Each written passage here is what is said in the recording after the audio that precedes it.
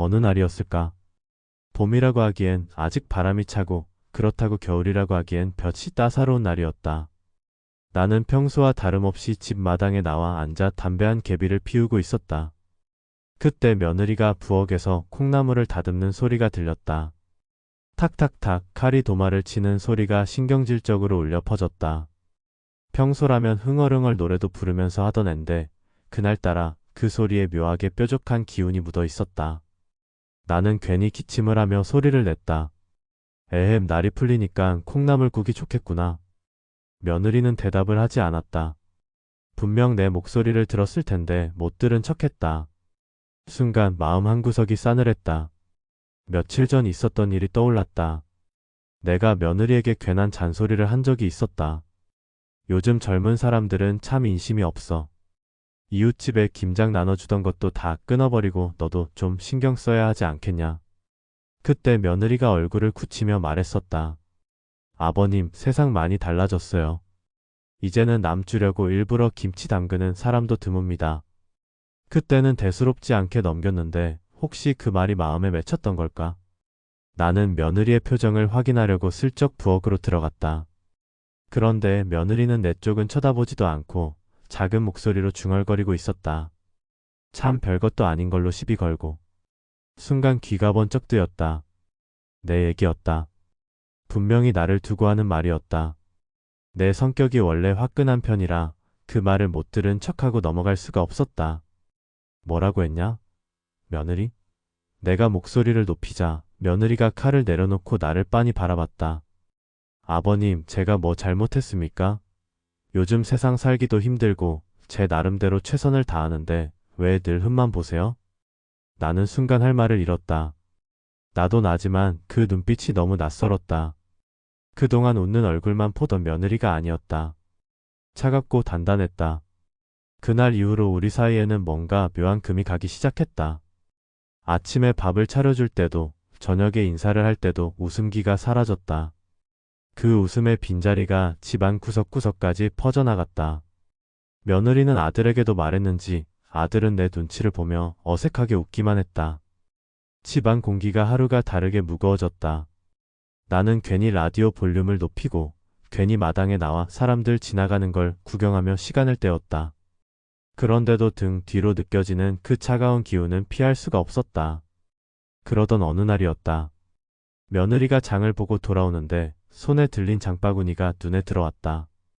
분명히 살림살이가 빠듯하다고 했던 애가 값비싼 과일을 잔뜩 사온 것이다. 나는 못 참고 물었다. 아니, 살림이 빠듯하다더니 저런 건 또 왜 사왔냐? 사치하지 말고 알뜰히 살림 좀 해라. 그 순간 며느리 얼굴이 확 굳더니 불쑥 내 앞에 장바구니를 내려놓았다. 탁 소리가 울릴 만큼 세게. 아버님, 저도 사람입니다. 하루 세 끼 밥만 먹고 숨만 쉬면서 살 수는 없잖아요. 애도 키워야 하고 제 마음도 달래야 하고. 그런데 아버님은 왜 늘 저를 다그치기만 하세요? 나는 아무 대답도 못했다. 장바구니에 담긴 사과며 배가 반짝 빛나는데 그게 꼭 내 눈을 찌르는 것 같았다.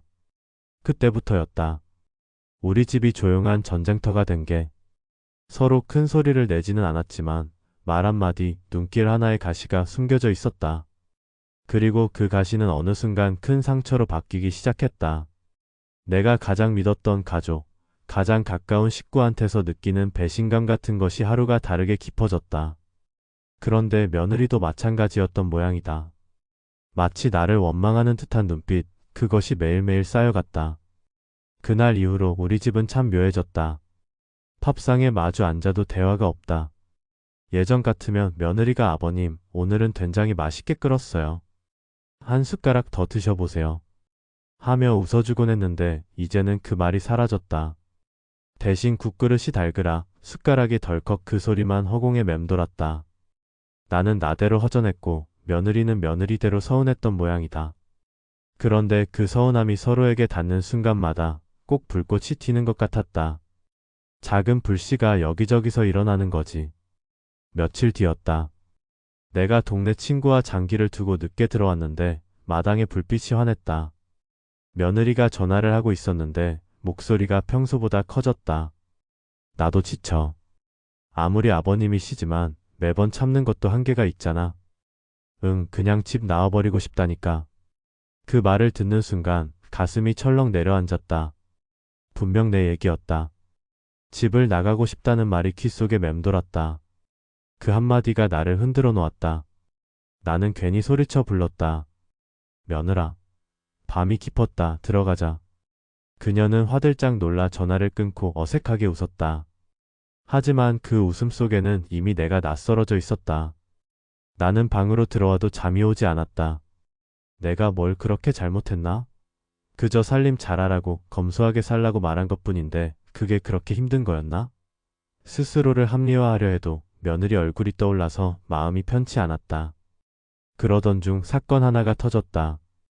아침밥상에서 벌어진 일이었다.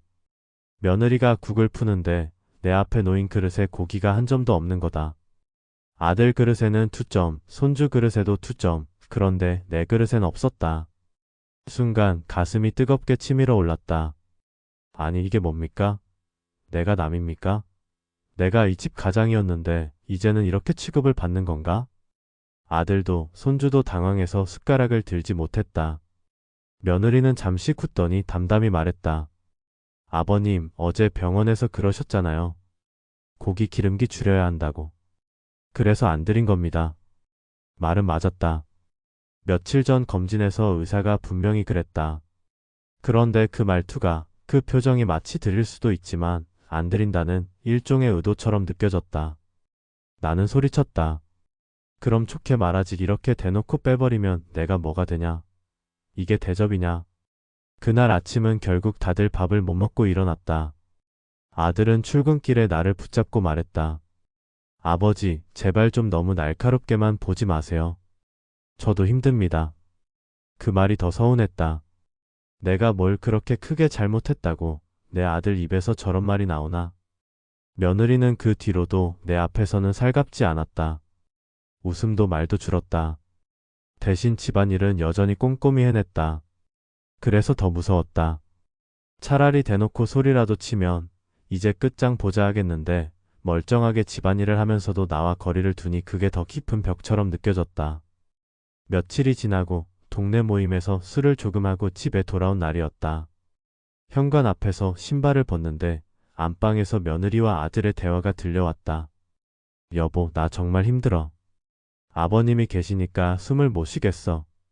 아침마다 눈 뜨는 게 무섭다니까. 아들은 말없이 앉아 있었는지 긴 침묵 뒤에 겨우 한마디 했다. 조금만 더 참고 아버지도 외로운 분이잖아. 그러자 며느리가 울먹이며 말했다. 외로운 건 아버님만이 아니에요. 나도 외로워. 나도 사람인데 왜 나만 희생해야 하냐고. 그 말을 듣는 순간 내가 무너지는 소리가 가슴속에서 들렸다. 내가 원한 게 뭐였더라? 집안의 질서를 지키고 며느리가 내 마음을 존중해 주길 바랐을 뿐인데 결과는 서로를 올가매는 쇠사슬이 되어버렸다. 나는 마당에 홀로 앉아 담배를 피웠다. 연기가 허공으로 흩어지는데 그 속에서 내 인생이 같이 흩어지는 것만 같았다. 그날 저녁은 유난히 집안 공기가 무거웠다. 팝상 위에 놓인 반찬들은 정갈했지만 누구도 젓가락을 들지 않았다. 나도 아들도 손주도. 그저 시간만 흐르고 있었다. 나는 견디다 못해 며느리에게 말했다. 며느라, 우리가 가족이지 않냐? 그런데 요즘 왜 이렇게 내 눈을 피하느냐? 내가 그렇게 잘못했단 말이냐? 며느리는 잠시 숟가락을 내려놓고 나를 바라보았다. 눈빛이 흔들리지 않았다. 그리고 차분한 목소리로 그러나 단호하게 말했다. 아버님, 잘못이란 건 서로 있는 거 아닙니까? 저는 최선을 다했습니다. 아버님 말씀대로 살림도 알뜰히하고 아이도 키우고 남편 뒷바라지도 했습니다. 그런데 아버님은 늘 제 부족한 점만 보셨습니다. 칭찬 한마디, 인정 한번 해주신 적이 있었습니까? 나는 깜짝 놀랐다. 평소라면 차라리 목소리를 높였을 텐데 그날은 너무 담담했다. 그런데 그 담담함이 오히려 더 아프게 파고들었다. 칭찬? 나는 중얼거렸다. 그러자 며느리는 더 깊은 말들을 꺼냈다. 제가 처음 이 집에 들어왔을 때 참 열심히 했습니다. 어머님 안 계시니 더 잘해야 한다고 생각했고 아버님 눈에 들려고 노력도 했습니다. 그런데 아버님은 늘 그건 아니야. 옛날에는 이랬어. 저랬어 하시면서 저를 낮추셨습니다. 아버님 눈에는 제가 늘 부족한 며느리였던 거죠. 순간 가슴이 철렁 내려앉았다. 나는 할 말을 찾지 못했다. 내가 언제 그랬던가 생각하면 사실 맞는 말이기도 했다. 옛날 얘기를 입버릇처럼 하며 며느리가 그 기준에 못 미친다 싶으면 그냥 툭툭 말을 던졌다. 그게 다 상처가 되었던 모양이었다. 아들은 옆에서 애써 중재하려 했지만 이미 불길은 번지고 있었다. 아버님, 저도 사실 드릴 말씀이 있습니다. 뭐라고? 너까지 왜 이러냐? 아버님께서 저한테도 늘 말씀하셨죠. 남자는 바깥일, 여자는 안 살림. 그런데 세상이 변했습니다. 저도 집안일을 같이 하고 싶고 아내와 같이 살아가고 싶은데 아버님이 그걸 못마땅해 하시는 게 늘 힘들었습니다. 그 순간 나는 머리를 얻어맞은 듯 멍해졌다. 아들마저 내게 그런 불만을 품고 있었다니. 나는 그저 옛 방식을 고집한 것뿐이었다. 집안을 지키고 가족을 책임지는 법이라 믿었던 걸 전했을 뿐인데. 그러나 며느리의 눈에는 눈물이 맺혀 있었다. 아버님, 제가 이 집에 시집와서 20해 가까이 지냈습니다. 그런데 오늘 이렇게 말하는 건 처음입니다. 왜냐면 더는 못 참겠으니까요. 저는 아버님이 두렵습니다. 아버님 눈치를 보면서 사는 게 지칩니다. 숨이 막힙니다. 그 말은 칼날 같았다. 내 가슴을 정면으로 찔러버렸다. 나는 참으려 했지만 결국 목소리가 터져 나왔다. 내가 너를 두렵게 했다니. 내가 언제 매를 들었냐? 내가 언제 욕을 했냐? 나는 다 너 잘되라고 한 말이었다. 그런데 그걸 두려움이라고? 이게 며느리가 시아버지한테 할 소리냐? 소리는 번개처럼 방안을 갈랐다. 손주는 울음을 터뜨렸고 아들은 고개를 감싸쥐었다. 며느리는 눈물을 꾹 참고 있었지만 입술이 파르르 떨렸다. 그날 밤 나는 잠을 이루지 못했다. 가만히 누워 천장을 보는데 귀에 자꾸 며느리의 말이 맴돌았다. 저는 아버님이 두렵습니다. 그 말은 나를 무너뜨렸다. 내가 원했던 건 존경이었고 따뜻한 인정이었는데 며느리의 마음속에 남은 건 두려움뿐이라니. 그때 나는 처음으로 거울을 본 것 같았다. 내 고집, 내 자존심이 가족들을 올가매고 있었던 게 아닐까? 하지만 또 한편으론 억울했다. 내가 이 집을 위해, 자식들을 위해 젊은 날 고생을 다했는데 돌아온 게 이런 대접이란 말인가? 그 양가적인 마음이 밤새 내 가슴을 파고들었다. 이틀 뒤 사건이 터졌다. 손주가 학교에 다녀와서는 문득 말했다. 할아버지, 엄마가 그러는데 이제 곧 집을 나갈 수도 있대요. 그 말을 듣는 순간 피가 거꾸로 솟았다. 뭐라 그랬냐? 내 엄마가 뭐라 그랬다고? 집 나가서 살고 싶다고 엄마가 울면서 전화하는 거 들었어. 나는 벌떡 일어나 부엌으로 갔다. 며느리가 국을 끓이고 있었다. 며느라, 이게 다 무슨 소리냐? 내가 집을 나간다고? 내가 죽어야 속이 시원하겠냐? 내 목소리는 떨렸고 얼굴은 붉게 달아올랐다. 며느리도 국자를 내려놓으며 소리쳤다. 아버님이 저를 몰아붙였잖아요. 저는 제 존재가 이 집에 없는 것 같아요. 숨통이 막히고 제 삶이 없어요. 그래서 차라리 나가고 싶다고 한 겁니다. 잘못됐습니까? 그 순간 부엌 안이 폭발할 것처럼 무거워졌다. 아들이 달려와 나를 붙잡고 며느리 어깨를 붙잡았다. 하지만 이미 우리는 서로의 눈을 정면으로 마주한 상태였다. 그 눈빛 속에는 원망, 서운함, 분노, 그리고 오래된 슬픔이 뒤엉켜 있었다. 그날 우리 집의 균열은 더는 숨길 수 없는 골짜기가 되었다. 며느리의 그 한마디, 나가고 싶다는 말이 집안을 뒤흔든 그날 밤. 나는 방 안에 누워 있었지만 눈을 감을 수가 없었다. 옆방에서 며느리가 가방을 여닫는 소리가 들렸다. 지퍼가 슥 하고 열리고 옷가지가 구겨진 채 던져지는 소리가 울렸다. 그 소리가 내 심장을 찢어 놓았다. 나는 벌떡 일어나 방문을 열었다. 아들은 멍하니 앉아 있었고 며느리는 옷들을 하나하나 가방에 챙기고 있었다. 뭐 하는 거냐? 내가 물었다. 며느리는 고개를 들지 않은 채 말했다. 짐 챙깁니다. 아버님, 더는 못하겠습니다. 이 집에서 저는 늘 잘못된 사람이고 늘 부족한 며느리일 뿐이니까요. 멈춰라, 며느라. 그건 안 된다. 내 목소리는 떨리고 있었다. 하지만 며느리는 멈추지 않았다. 손은 더 빨라졌고 눈은 벌겋게 달아올라 있었다. 아들이 울부짖듯 말했다. 여보, 제발 그러지 마. 나도 힘들지만 우리 애는 어떡하고. 이혼이라도 하자는 거야? 나도 몰라. 하지만 이대로는 나도 당신도 애도 망가져. 나가야겠어. 숨 좀 쉬고 싶어. 그 순간 나는 두 다리가 후들거렸다. 내 앞에서 며느리가 짐을 싸고 있다는 사실 하나가 내가 쌓아온 모든 것들을 무너뜨리는 것 같았다. 나는 결국 폭발했다. 나가려면 나가라. 하지만 내가 나가면 다시는 내 집 문턱 밟지 마라. 며느리랍시고 들어와서 이 집 기둥을 흔들다니 이런 배신이 어디 있느냐. 내 고함에 손주가 방문을 열고 나왔다. 할아버지, 엄마 울지 마. 아이는 며느리의 다리에 매달려 울었다. 그 모습에 며느리도 아들도 그리고 나도 더는 말을 잇지 못했다. 그날 밤 며느리는 결국 가방을 챙겨 들고 현관까지 나갔다. 아들은 울먹이며 붙잡았다.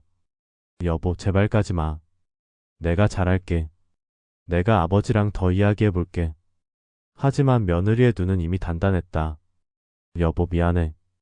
당신 탓 아니야. 그냥 내가 버티다 이제는 안 되겠어. 나는 현관 앞에서 서 있었다. 며느리가 문을 열려는 순간 내 입에서 말이 터져 나왔다. 안 된다. 그 발걸음은 안 된다. 내 목소리는 비명 같았다. 며느리는 순간 멈췄다. 아들도 나를 바라봤다. 방금 전까지 나가라 소리치던 내가 이번에는 막아서는 것이다. 나는 그 자리에 주저앉았다. 내가 나가면 내 인생이 끝나는 것 같다. 내가 괜히 고집 부리고 잔소리한 거 다 잘못된 거였나 보다. 하지만 제발 가지 마라. 나는 너를 며느리로만 본 게 아니라 딸처럼 생각했던 적도 많았다. 그런데 그게 이렇게까지 만든 거냐? 처음이었다. 나는 며느리 앞에서 고개를 숙였다. 목이 메어 더는 말을 할 수 없었다. 잠시 정적이 흘렀다. 며느리의 손이 문고리 위에서 멈춰 있었다. 아이는 엄마 허리에 얼굴을 묻고 흐느꼈다. 아들은 두 손으로 머리를 감싸쥐고 있었다. 그리고 며느리가 입을 열었다. 아버님, 그렇게 말씀해 주신 건 처음입니다. 저는 늘 아버님이 저를 인정하지 않으신다고만 생각했는데 그런 마음이 있었다면 왜 한 번도 보여주시지 않으셨어요? 왜 이제야 말씀하세요? 나는 대답할 수가 없었다. 왜 이제야라는 그 말이 가슴을 후벼 팠다.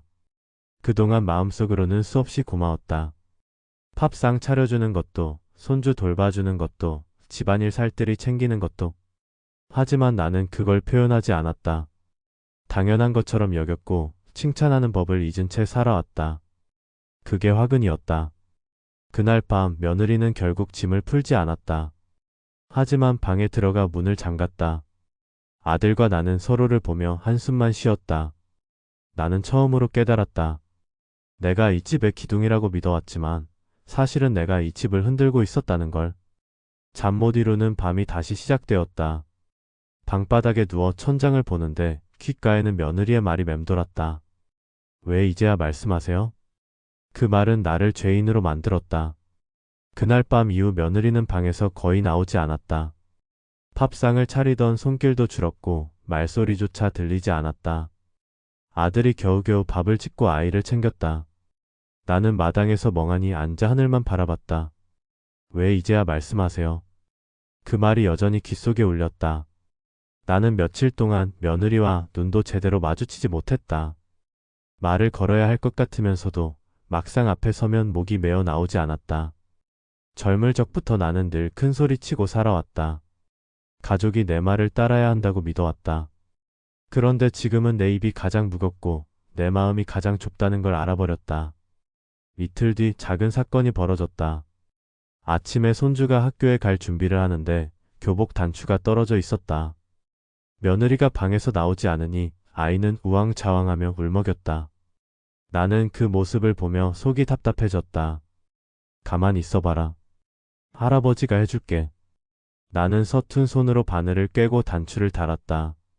눈은 침침하고 손은 떨렸지만 아이가 놀라서 말했다.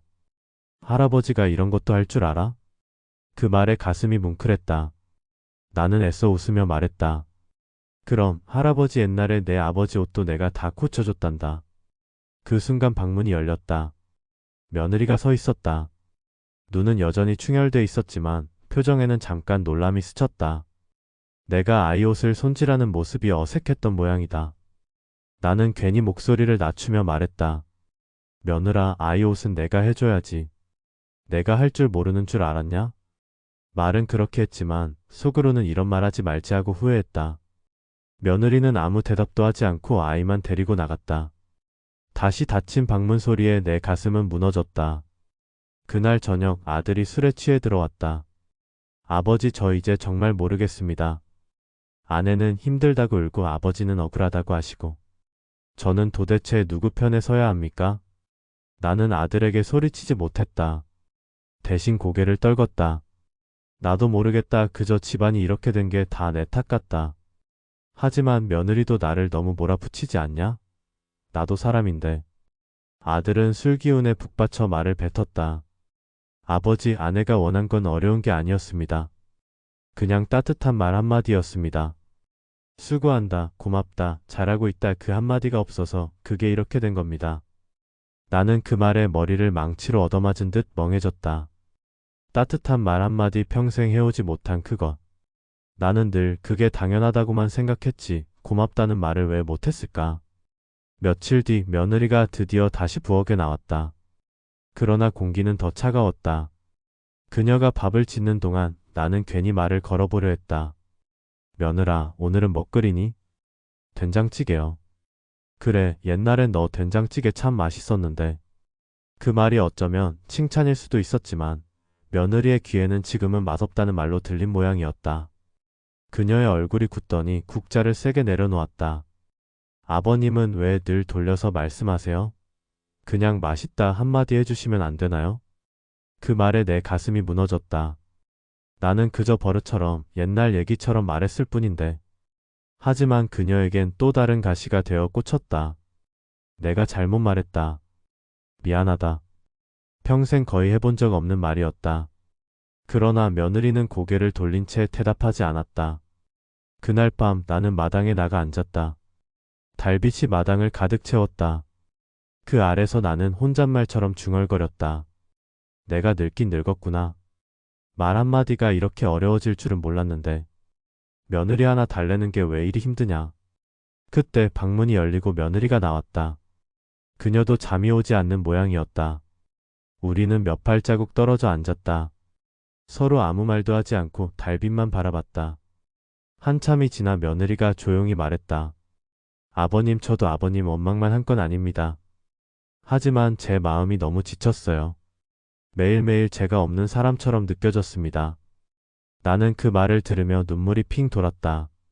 며느라, 나도 너를 없는 사람처럼 대하려던 건 아니다.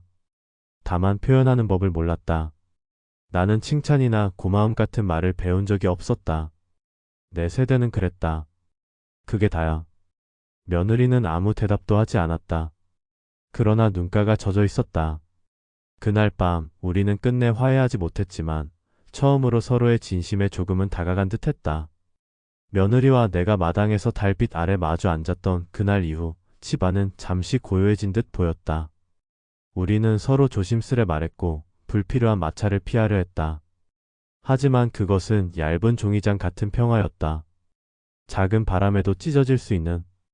그리고 그 바람은 손주에게서 불어왔다. 손주 녀석이 어느 날 학교에서 울면서 돌아왔다. 가방을 내던지고 방문을 쾅 닫아버렸다. 며느리가 놀라서 달려가 문을 열었다. 무슨 일이야? 왜 울어? 애들이 놀려. 우리 집은 맨날 싸운다고, 할아버지랑 엄마가 전쟁 난다고, 그래서 집 나간다고 소문났다고. 순간 며느리 얼굴이 하얗게 질렸다. 나는 마루에서 그 말을 듣고 가슴이 철렁 내려앉았다. 그럼 동네에도 소문이 난 건가? 아이가 학교에서까지 이런 꼴을 당하다니. 아이가 소리쳤다. 엄마, 나 학교 가기 싫어. 애들이 나만 보면 웃어. 내가 뭘 잘못했어? 그리고는 엉엉 울었다. 며느리는 아이를 끌어안고 같이 울었다. 그 모습을 보며 나는 안방에서 서성이다가 결국 방을 팍 차고 나왔다. 누가 그런 소리를 했냐? 내 친구 이름이 뭐야? 내가 가만 안 둘 거다. 내 목소리는 화산처럼 터져나왔다. 아이는 더 겁에 질려 울었다. 며느리는 나를 노려보며 말했다. 아버님, 지금 아이한테 필요한 건 화내는 게 아니에요. 달래주고 들어주고 안심시켜야 한다고요. 그 말에 나는 멈칫했다. 하지만 자존심이 발동했다. 내가 잘못했다는 거냐?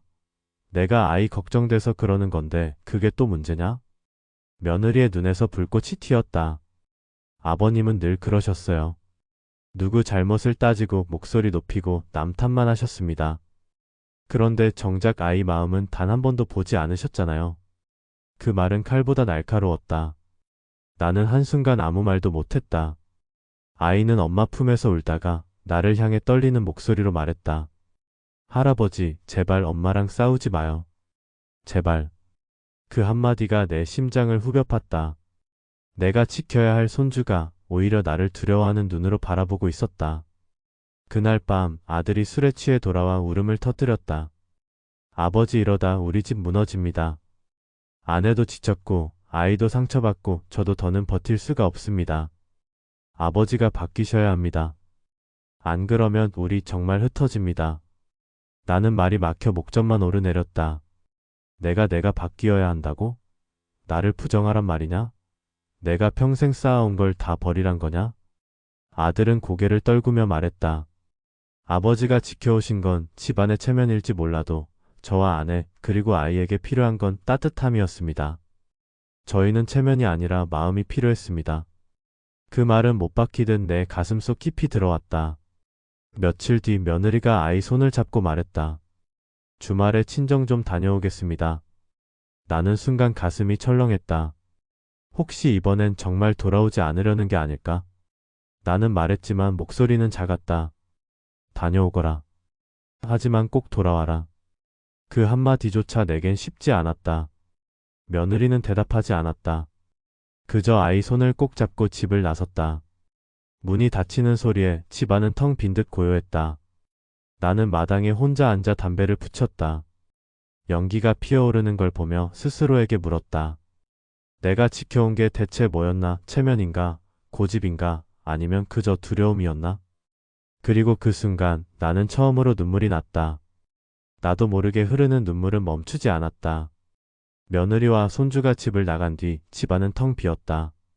평소에는 아이 웃음소리가 울려 퍼지고 며느리의 도마 소리가 리듬처럼 들렸는데 그날은 고요했다. 너무 고요해서 숨조차 막힐 지경이었다. 나는 혼자 상에 앉아 밥을 먹으려 했지만 밥 한 숟가락이 목에 걸렸다. 입안이 바싹 마르고 씹히는 밥알이 돌멩이 같았다. 결국 숟가락을 내려놓고 마루에 앉았다. 마당에 비친 달빛을 보며 오래전 기억이 떠올랐다. 내 젊은 날. 나는 가난을 딛고 이 집을 일으켜 세우겠다는 한마음으로 살았다. 새벽같이 나가서 밤늦게 돌아오고 손에는 늘 일거리와 흙먼지가 묻어 있었다. 내 아내 그러니까 며느리의 시어머니는 그런 나를 묵묵히 도왔다. 그런데 나는 그 아내에게 고맙다는 말을 한 번이라도 했던가? 생각해보니 없었다. 그저 당연하다고 여겼다.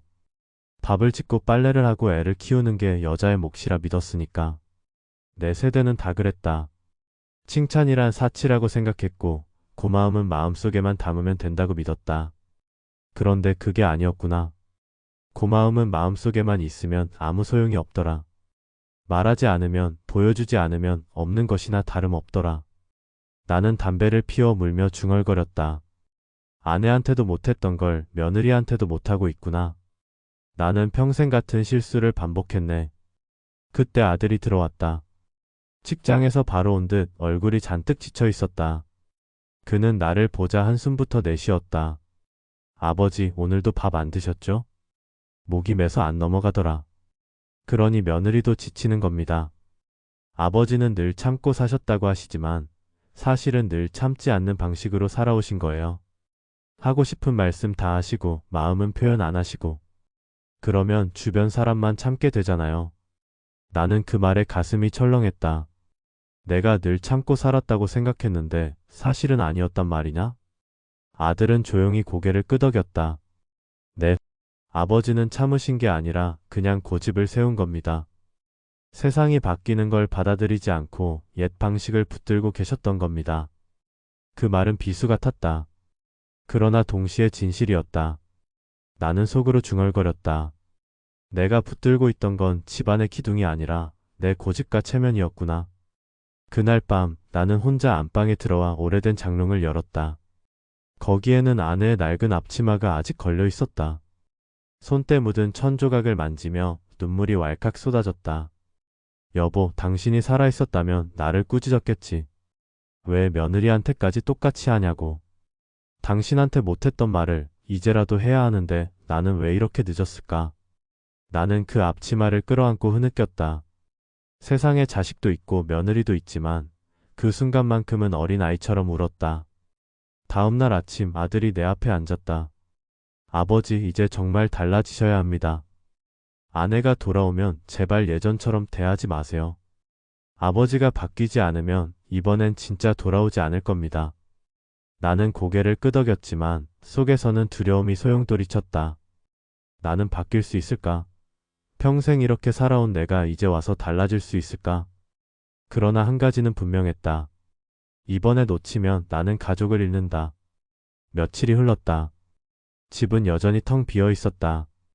아들은 말이 없어졌고 나는 밤마다 잠을 설쳤다. 며느리와 손주가 없는 집은 마치 껍데기 같았다. 아무리 불을 켜도 어두웠다. 그리고 어느 날 저녁 마당에 불빛이 스며들었다. 현관문 열리는 소리에 가슴이 쿵쾅 뛰었다. 며느리가 손주의 손을 잡고 들어왔다. 아이 얼굴은 조금 수척했지만 그래도 나를 보자 작게 인사했다. 할아버지 다녀왔습니다. 그 목소리에 가슴이 먹먹했다. 나는 얼떨결에 손주의 머리를 쓰다듬었지만 며느리의 눈을 똑바로 마주할 용기가 없었다. 아들이 나와서 짐을 받아주며 어색하게 웃었다. 다 같이 앉읍시다. 오늘은 그냥 조용히 밥만 먹죠. 우리는 상을 마주하고 앉았다. 젓가락 소리만 들릴 뿐 누구도 입을 열지 않았다. 밥알이 목에 걸려 내려가지 않았다. 그때 며느리가 숟가락을 내려놓았다. 아버님. 그 한마디에 심장이 멎는 듯했다. 저는 아이 때문에라도 이 집을 떠나고 싶지 않습니다. 그런데 그대로라면 저도 아이도 견디기 힘듭니다. 나는 대답을 못하고 고개만 떨궜다. 하지만 며느리는 멈추지 않았다. 아버님께서 그동안 얼마나 힘들게 살아오셨는지 압니다. 그러나 저와 아들은 아버님의 과거를 살아야 할 사람들이 아닙니다. 저희는 지금 그리고 앞으로의 시간을 살아야 합니다. 그 말은 가슴을 찌르는 송곳 같았다. 나는 끝내 버티지 못하고 목소리를 높였다. 너는 나를 모른다. 내가 어떻게 살아왔는지, 이 집을 어떻게 지켜왔는지 내가 감히 알기나 하냐? 순간 공기가 얼어붙었다. 아이가 놀라 숟가락을 떨어뜨렸다. 며느리의 얼굴이 굳었다. 그래요. 저는 모릅니다. 하지만 아버님도 저를 모르셨습니다. 제가 얼마나 두려웠는지, 아이가 얼마나 힘들었는지 단 한 번이라도 들여다보신 적 있으셨습니까? 그 말에 나는 숨이 막혔다. 아무 말도 못했다. 아들은 두 손으로 머리를 감싸주며 중재하려 했지만 이미 방 안은 폭풍 같았다. 잠시 침묵이 흐른 뒤 손주가 조그맣게 말했다. 할아버지, 엄마랑 싸우지 마세요. 저는 그냥 같이 있고 싶어요. 그 어린 목소리가 칼날보다 날카롭게 가슴을 파고들었다. 나는 결국 고개를 들지 못하고 손주의 말만 귓가에 맴돌았다. 같이 있고 싶어요, 같이. 밤이 깊고 며느리는 방에 들어갔다. 아들도 방으로 들어갔지만 나만 홀로 마루에 앉아 있었다. 달빛이 기와 위에 걸려 있었다. 나는 담배를 붙였다가 이내 껐다. 그리고 혼잣말을 했다. 그래, 내 말이 맞다. 나는 너를 몰랐다. 아내도 아들도 며느리도 다 몰랐다. 오직 나만 옳다고 여겼으니까. 그 순간 마음 한구석이 무너져 내리는 소리를 들었다. 하지만 동시에 아주 작은 미세한 구멍이 뚫린 듯 숨이 트였다.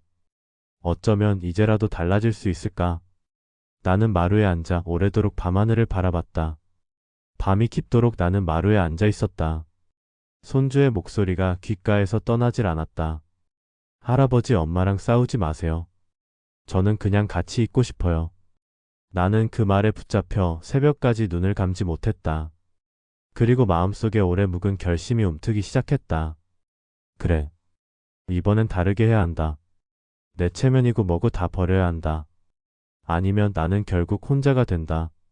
다음 날 아침 며느리가 부엌에 서 있었다. 조용히 국을 끓이고 있었는데 등 뒤가 잔뜩 굳어 있었다. 내가 다가가자 그녀는 몸을 조금 돌리며 인사만 했다. 일어나셨어요. 짧고 차가운 말투. 나는 순간 말문이 막혔다. 하지만 이대로는 안 된다는 생각에 조심스레 입을 열었다. 얘야, 내가 미안하다. 그녀의 손이 멈췄다. 국자에서 국물이 뚝뚝 떨어졌다. 뭐라고 하셨습니까, 아버님? 나는 고개를 숙였다. 내가 그동안 너를 너무 몰랐다. 내 아내에게도 내 아들한테도 못했던 걸 너한테도 똑같이 했다. 미안하다.